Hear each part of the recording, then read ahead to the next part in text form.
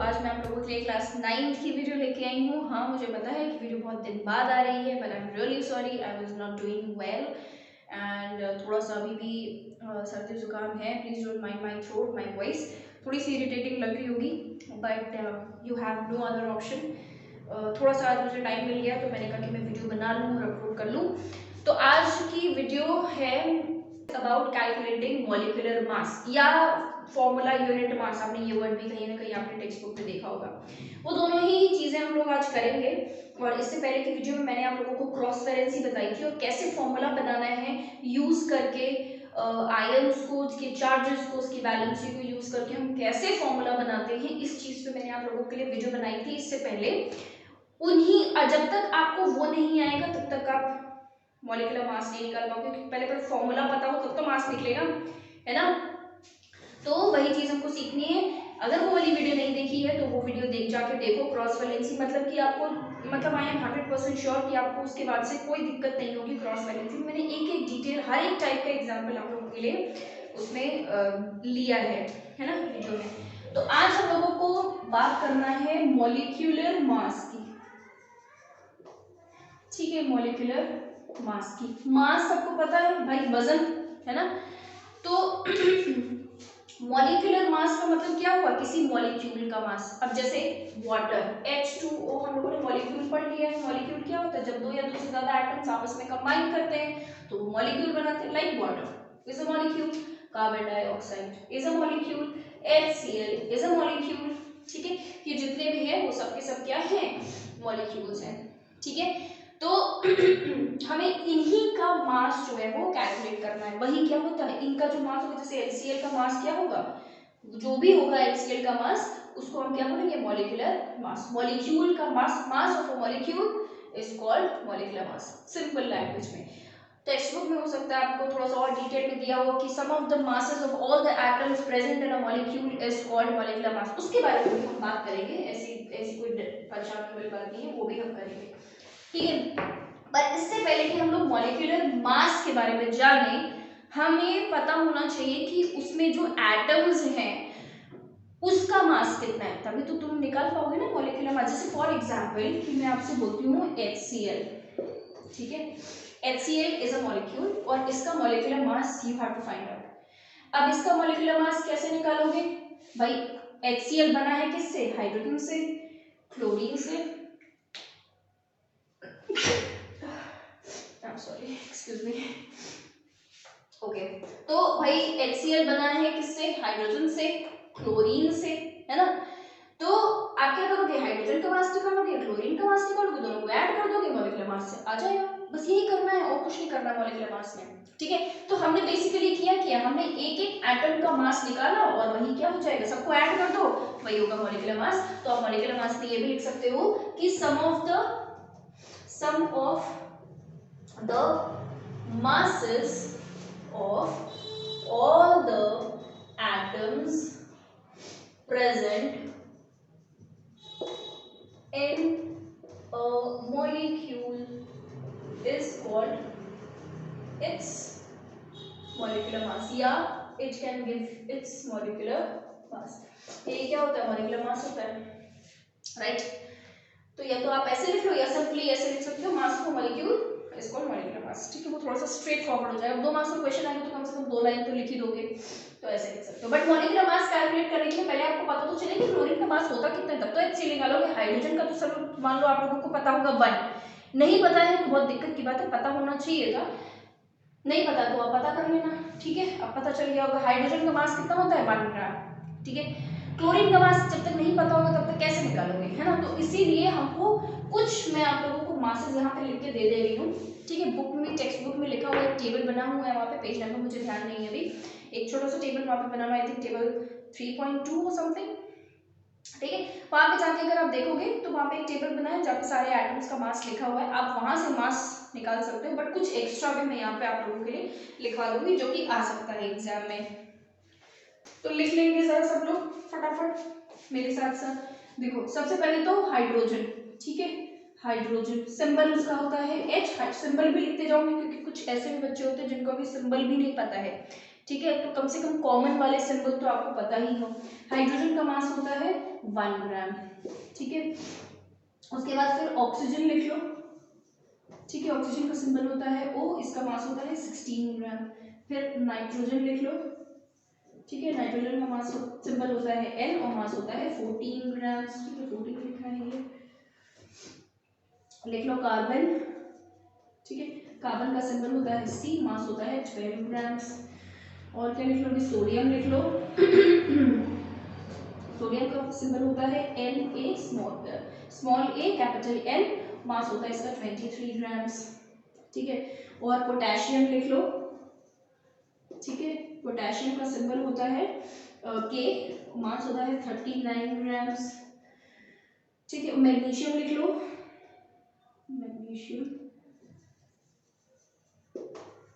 Magnesium का symbol होता है कैपिटल M, स्मॉल g, मास होता है 24 ग्राम्स। 24 है ये।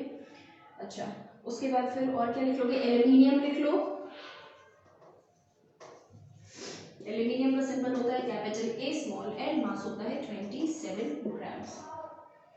ठीक है, तो ये कुछ हो गए हैं। और क्लोरीन तो छूट गया, देखो क्लोरीन लिख लो। ठीक है, क्लोरीन, क्लोरीन का मास होता है, क्लोरीन का सिंबल होता है कैपिटल C, कैपिटल है ये, कैपिटल C स्मॉल है, मास होता है 35.5 ग्राम्स। एक और याद आ गया, सल्फर, वो भी लिख लो। सल्फर सिंबल होता है कैपिटल S, मास होता है 32 ग्राम्स। एक और याद आ गया है, कैल्शियम। ठीक है, Ca capital C, small a, मास होता है 40 ग्राम्स। ठीक, इतने तो आपको पता होने ही चाहिए। ठीक है, इससे ज़्यादा भी कुछ पता है तो अच्छी बात है, पर बहुत ज़्यादा यूज नहीं आएगा। इतना तो आप लिख लो फॉर श्योर। लिख लिया है तो अभी मैं मास यहीं पर रखे रहती हूँ। ठीक है, अभी नहीं मिटा रही हूँ मैं। हम यहाँ पे ज़रा एक आध मॉलिक्यूलर मास निकाल ही लेते हैं। ठीक है, देखो जैसे हम लोगों को HCl निकालना था। ठीक है, जितने भी टाइप्स इसमें आ जाएंगे वो सारे टाइप्स मैं आप लोगों को करा दूंगी। अब ये सबसे सिंपल है HCl। HCl में एक हाइड्रोजन और एक क्लोरीन। भाई हाइड्रोजन का मास होता है 1 ग्राम और क्लोरीन का मास होता है 35.5, यानी कि 1 + 35.5 कितना हो जाएगा, 36.5 ग्राम। यूनिट लगाना नहीं भूलना है और एडिशन तो आपको आनी ही चाहिए करना। ये हो गया सबसे पहला। दूसरा एक और देख लो, मान लो कि मैं आपसे बोलूं O2, बहुत आसान है ये। O2 का मतलब क्या होगा, 2 ऑक्सीजन। भाई एक का मास 16 है, 2 का मास कितना हो जाएगा, 32। ठीक है, 16 × 2 32 ग्राम्स। अब देखो ध्यान रखना कि नीचे अगर 2 लगा है तो आपने क्या कर दिया, उस जिसके नीचे 2 लगा है उससे मल्टीप्लाई कर दिया 2 से। ठीक है, जैसे कि ऑक्सीजन के नीचे 2 लगा है, ऑक्सीजन के मास को मल्टीप्लाई कर दिया 2 से, 32 आ गया। ठीक है, क्योंकि ये चीज मैंने इसलिए स्पेसिफिकली बताई क्योंकि अभी आगे करना है। ठीक है, तो ऑक्सीजन O2 तो 2 से मल्टीप्लाई कर दिया 16 को, 32 ग्राम्स आ गया। अगला देखो H2O। ठीक है, अब H2O में 2 हाइड्रोजन है, एक ऑक्सीजन है। 2 हाइड्रोजन, एक हाइड्रोजन का मास होता है 1 ग्राम, तो 2 का कितना हो जाएगा, × 2। ठीक है, प्लस ऑक्सीजन होता है 16, कितना हो गया, 18 ग्राम, है ना। बहुत फास्ट होने जा रही हूँ मैं, आराम से चला के देख लेना। ठीक है, आप स्पीड तो आप चेंज कर ही सकते हो। हाइड्रोजन का 2 एटम है, एक का होता है 1 ग्राम, तो 2 का हो जाएगा 2 और ये 16, 18 हो गया। अगला देख लो, कार्बन डाइऑक्साइड CO2। ये कुछ बड़े कॉमन टाइप के हैं। ठीक है, इसका तो मतलब मुझे लगता है कि रटा हुआ होना चाहिए, 36.5 रटा होना चाहिए, 32 18 ये सब तो एकदम याद होना चाहिए। इसका 44 ग्राम्स आएगा। ठीक है, ये भी याद होना चाहिए। कार्बन का होता है 12। ठीक है, 2 ऑक्सीजन है, वही सेम चीज, 2 ऑक्सीजन मतलब 16 × 2 कर देना है, नीचे वाले नंबर से मल्टीप्लाई कर देना है 16 × 2। ठीक है, तो ये 12 प्लस कितना हो जाएगा, 32, कितना हो गया, 44 ग्राम्स। ठीक है, याद हो जाना चाहिए ये वाली, ये बहुत छोटी छोटी चीजें हैं। अच्छा, अब थोड़ा सा और हाई लेवल पे जाते हैं।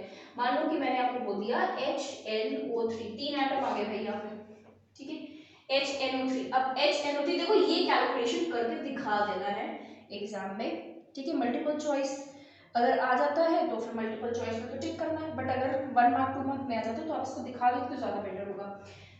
हाइड्रोजन, नाइट्रोजन, N क्या है, नाइट्रोजन, और ये ऑक्सीजन। हाइड्रोजन है 1, हाइड्रोजन का मास होता है 1, नाइट्रोजन का होता है 14, ये देखो 14, प्लस ऑक्सीजन है 3, मतलब कि हमें यहाँ पे 16 को मल्टीप्लाई करना है 3 से।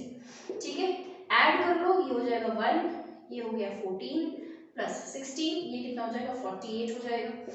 ऐड करो, कितना हो जाएगा ये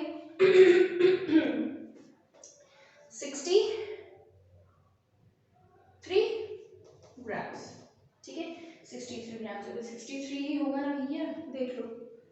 हाँ मेरे हिसाब से तो 63 यार, अगर कोई गलती हुई हो तो फिर कमेंट में लिख देना, ठीक है। अच्छा और क्या ले लेते हैं, ये सारे हमारे मॉलिक्यूल्स हो गए जो कि एग्जाम में आते हैं। अब जरा सातवां वाला मैं यहाँ पे लिखती हूँ, ठीक है, थोड़ा सा और डिफिकल्ट करते हैं। और अच्छा मतलब डिफिकल्ट क्या होता है, कुछ नहीं होता है, और अच्छा एक एग्जाम्पल लेते हैं। तो मान लो कि मैंने 7th एग्जाम्पल ले लिया है कुछ ऐसे, मैग्नीशियम हाइड्रोक्साइड, ठीक है। तो अगर मान लो देखो अब एग्जाम में हो सकता है 3-4 मार्क्स का ये क्वेश्चन आ जाए जिसमें आपसे बोलेगा कि calculate the molecular mass of magnesium hydroxide. अब मैग्नीशियम हाइड्रोक्साइड का पहले आप फॉर्मूला निकालो, ये फॉर्मूला आएगा तभी तो आप मॉलिक्यूलर मास निकाल पाओगे, है ना। तो ये फॉर्मूला निकालो, उसके लिए आपको क्रॉस वैलेंसी सीखनी पड़ेगी, क्रॉस वैलेंसी करके दिखानी पड़ेगी पूरी कायदे की।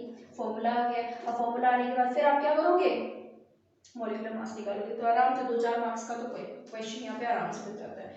तो मैग्नीशियम हाइड्रोक्साइड, मैग्नीशियम हाइड्रोक्साइड में मैग्नीशियम का मास होगा कितना 24, मैग्नीशियम 24 होता है, प्लस अब देखो यहाँ पे ब्रैकेट लगा के OH लिखा है और ब्रैकेट के बाहर लगाया है 2।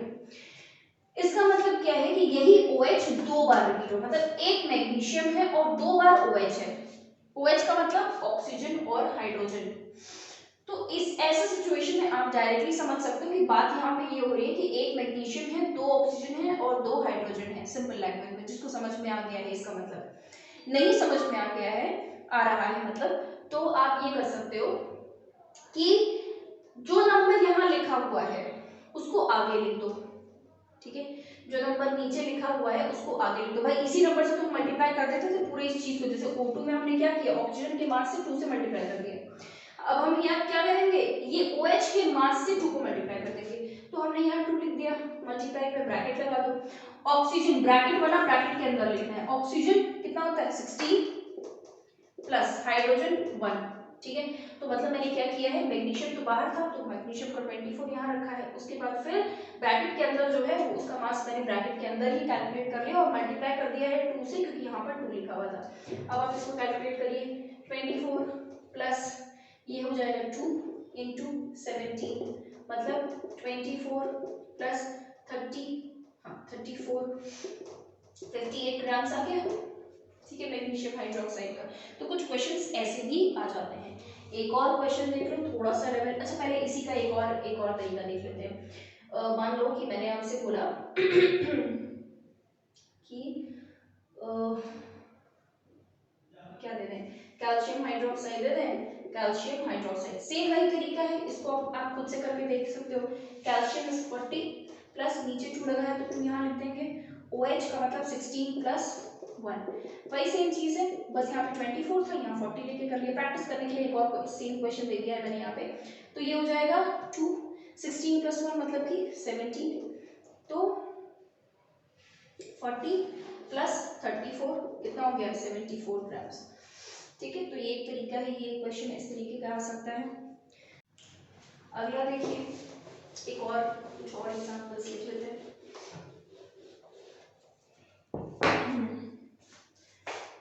9th एग्जांपल देख लो। मान लो कि मैंने आपको दिया H2SO4, ठीक है।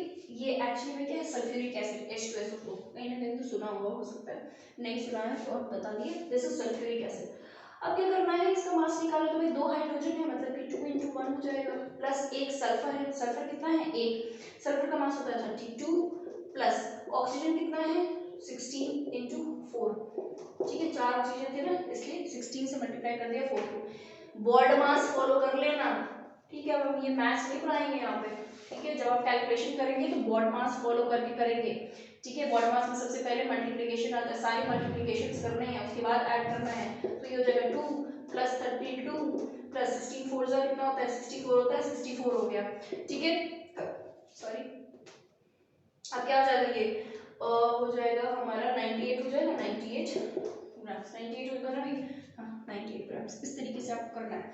अच्छा अब देखो मॉलिक्यूलर मास ऐसे ही निकालने हैं, लगभग सारे ऐसे हैं, बहुत डिफिकल्ट भी नहीं आता है, ऑब्वियसली मैं करा रही हूँ बहुत सारे टाइप करा सकती हूँ बट इतना डिफिकल्ट आता नहीं है, ठीक है। तो एक और वर्ड आपने सुना होगा फॉर्मूला यूनिट, ठीक है, फॉर्मूला यूनिट, फॉर्मूला यूनिट मास। फॉर्मूला यूनिट मास में उसमें और इसमें सिर्फ नाम का अंतर है और किसी चीज का अंतर नहीं है, ठीक है। मॉलिक्यूल्स में जब हम सारे मतलब मॉलिक्यूल्स का मतलब अगर सारे नॉन मेटल है, जैसे यहाँ पे सारे नॉन मेटल्स हैं, मेटल्स एंड नॉन मेटल्स हम पढ़ चुके हैं, तो यहाँ पे सारे क्या है, नॉन मेटल्स हैं। अगर सारे नॉन मेटल्स होते तो वो मॉलिक्यूलर मास की कैटेगरी में आ जाते हैं। अगर कोई एक मेटल आ जाता है तो वो फॉर्मूला यूनिट मास की कैटेगरी में आ जाता है। अभी तो सिंपल लैंग्वेज में ये इसके बेसिक जो डिफरेंस है वो आप लोग क्लास 10th में पढ़ोगे, जब आयनिक कंपाउंड और कोवलेंट कंपाउंड्स आप पढ़ेंगे, ठीक है। तो बस अभी के लिए इतना समझना है कि फॉर्मूला यूनिट मास और मॉलिक्यूलर मास में सिर्फ नाम का अंतर है, करना काम आपको कैलकुलेशन वही सेम है, ठीक है। फॉर्मूला यूनिट मास का अगर डेफिनेशन आ जाएगा तो आप बस ये लिखोगे कि sum of the masses of all the atoms present in a formula unit is called is formula unit mass. बस मॉलिक्यूल की जगह पे क्या लिख देना है, फॉर्मूला यूनिट, दैट्स इट। अब इसमें क्या क्या, Na2SO4। अब Na2SO4 का फॉर्मूला क्या हो जाएगा, जैसे सोडियम है 23 है ना, इंटू 2, दो सोडियम है ना, सोडियम का मास होता है 23 इंटू 2 प्लस ये क्या आ गया, सल्फर। सल्फर मतलब कि 32 मेटल आ गया ना यहाँ पे, सोडियम इज अ मेटल, इसलिए फॉर्मूला यूनिट मास का एग्जांपल हो गया। करना सारा काम वही है, तो सल्फर हो जाएगा 32 प्लस ऑक्सीजन कितना है 14 यानी कि 16 इंटू 4। अब आप इसको कैलकुलेट कर लेंगे, आंसर आ जाएगा। तो मॉलिक्यूलर मास और फॉर्मूला यूनिट मास में कोई बहुत ज़्यादा अंतर नहीं है। ये कुछ ज़्यादातर मॉलिक्यूलर मास पूछा जाता है, फॉर्मूला यूनिट मास इतना नहीं पूछा जाता, बट इन केस अगर पूछा जाएगा तो आप वो कर लोगे, है ना। और जैसे कुछ एग्जाम्पल्स में होमवर्क के लिए दे देती हूँ तो ज़्यादा आसान रहेगा, थोड़ी सी प्रैक्टिस हो जाएगी, ठीक है। अब जैसे मान लीजिए कि मैंने आपको दे दिया बहुत सिंपल सा मैग्नीशियम क्लोराइड दे दिया, एक आप ये कर लीजिए, दूसरा Al2O3 कर लेना, तीसरा KNO3 आप कर सकते हैं, चौथा सोडियम NaNO3 कर लेना, ठीक है। ये सारे फॉर्मूला यूनिट मासेस मैंने निकाले हैं, ठीक है। उसके बाद फिर एक और ले लेते हूँ, ठीक है। क्या ले लें, कौन सा मेटल रह गया, कैल्शियम रह गया, कैल्शियम क्या करते हैं, सल्फेट करते हैं, कैल्शियम सल्फेट, ठीक है। तो ये सारे है तो बहुत सारे, पर मतलब मैंने सिर्फ वही किए हैं जिसके मासेस हमको पता है, ठीक है। तो ये आपका होमवर्क हो जाएगा। इन क्वेश्चंस को आप लगाइए, प्रैक्टिस करिए, ठीक है। मॉलिक्यूलर मास और फॉर्मूला यूनिट मास में मैंने आपको बता दिया बहुत ज़्यादा डिफरेंस नहीं है, मेथड एक ही है दोनों का। मासेस आपको पता होना चाहिए, एकदम अच्छे से याद होना चाहिए, ऑल्दो ये एग्जाम में दे दिया जाता है, मासेस लिख के आ जाता है, बट स्टिल इन केस अगर नहीं लिखा तो आपको याद होना चाहिए, ठीक है। So that's it for today's video. बहुत छोटी सी वीडियो है, आई नो, इसमें प्रैक्टिस की जरूरत है। ये सारे जितने भी एग्जाम्पल्स मैंने दिए हैं आपको लगाने के लिए, ये नेक्स्ट वीडियो में मैं इसके आंसर्स आप लोगों को बता दूंगी सोल्यूशन भी कैसे करना है, ठीक है। आप चेक कर लीजिएगा। So thank you for watching this video.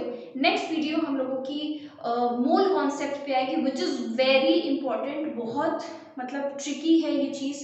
अगला जो टॉपिक है कईयों के तो एकदम ऊपर से जाने वाला है, मुझे पता है, मैं कोशिश मेरी पूरी रहेगी कि वो दिमाग को आपके स्ट्राइक करते हुए जाए, है ना। बहुत इंपॉर्टेंट है और बहुत कंफ्यूजिंग है, मैं पहले बता दे रही हूँ, तो इसलिए बहुत ध्यान से वो टॉपिक पढ़ना है। और अच्छी खासी वीडियोस उस पर आएंगी, मोल कॉन्सेप्ट्स पे बड़ी बड़ी वीडियोस आएंगी, क्वेश्चंस में कराऊंगी, numericals कराऊंगी। So thank you for watching this video, and if you are new to this channel then please subscribe to the channel. I come up with videos of class 9, 10th and 11th chemistry. If you are already a subscriber then thank you so much for being such a great supporter. Please do write your thoughts. If you have any suggestion or you have any advice, please put it in the comment section so that I could